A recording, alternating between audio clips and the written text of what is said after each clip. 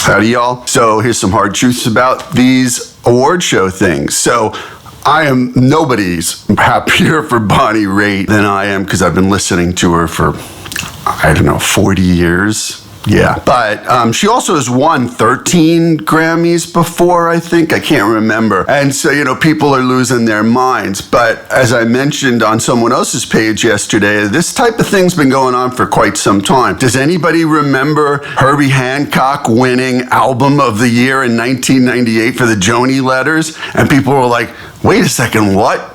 Herbie Hancock won? Now, I love Herbie Hancock. I'm a jazz beau. I get it. But I was even shocked that Herbie Hancock won. Or remember when Norah Jones won all those awards the first year? Totally deserved, and I'm sure Nora is happy about the way it all worked out. But it was because Arif Mardin was her producer, because some people say he didn't produce the record, that the actual record that was released was the record they recorded before Arif got involved, and that the record he did they didn't use, whatever. The point is, people like Arif and Herbie Hancock and Bonnie Raitt, they've been around forever, they have a lot of friends, and that the voters in these associations, these organizations, are pretty much older. And they vote for their friends. They vote for people they like. They vote for people they think they deserve it. Cool.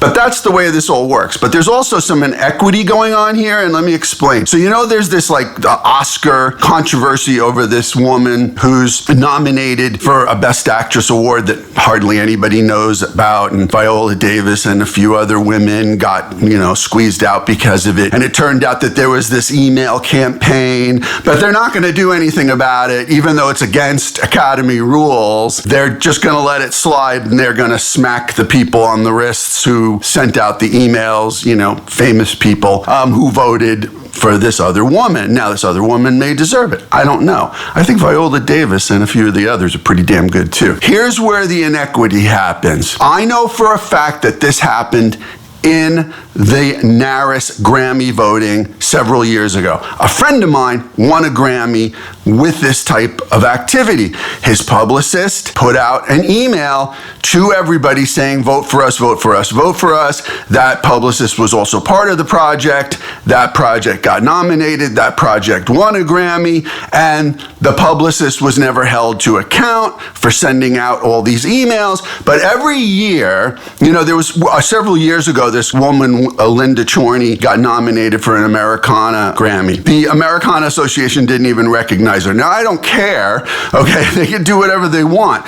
But the next year, the Grammys, NARAS, changed their requirements again for how you need to behave and how you need to go about soliciting people to vote for you for a Grammy nomination and a Grammy award. And every year since, they keep moving the goalposts because they don't want us to win, right?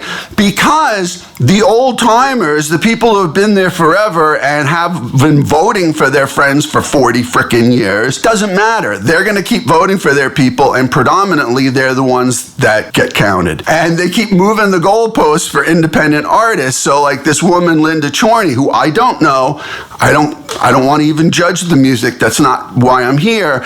But they keep moving the goalposts. Every time someone who's an independent artist makes any headway, okay, well, you can't have that. Now you're going to have to do this to get nominated. I mean, it's insane. So that when this Oscar voting, who they said you cannot solicit votes, you cannot send out emails, you cannot contact people, and that's exactly what they do. They did. And that's what's happened in the Grammys for years. But again, the older voters, they vote for their friends, they vote for the people they know, they vote for the people they've grown up with in this industry. So I'm happy for Bonnie Raitt. She totally deserves it. That song's better than all those other songs. I mean, probably, right?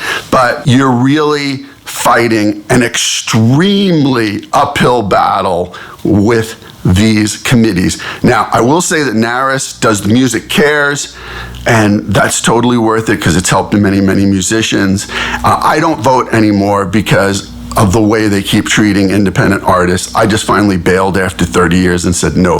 But what do you think?